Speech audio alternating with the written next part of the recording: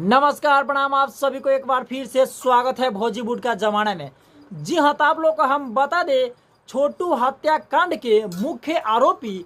जो कि आरती की गांव का लड़का था, जिन्होंने छोटू का हत्या करने में आरती की परिवार वालों को सहयोग किया था, जो अभी तक पुलिस के अंदर में नहीं आया हुआ था, जो वह गांव छोड़कर मुंबई में भाग गया था। लेकिन आज आप लोगों को हम बता दें, ऐसी एक अपडेट मिल रही है कि छोटू का मुख्य आरोपी जो कि मुंबई में पकड़ा गया है, वह भी छोटू का दोस्त की मदद से, जो कि छोटू का दोस्त ने मुंबई में रहता था। जैसे ही छोटू का दोस्त को मालूम हुआ कि उसका मेन आरोपी जो आरती की गांव का लड़का था, जिसने छोटू को हत्या करने में आरती की परिवार वालों को सहयोग किया था, वह मुंबई में रहता है, तो उन्होंने मुंबई पुलिस को खबर दे करके और उस लड़का को गिरफ्तार कराया है। तब तक के लिए आप लोगों से मैं रिक्वेस्ट करता हूं कि जितने लोगों ने अभी तक चैनल पर न्यू है, चैनल को सब्सक्राइब नहीं किए हैं, तो सबसे पहले चैनल को सब्सक्राइब कर दीजिएगा और बेल आइकन को दबाना ना भूलिएगा।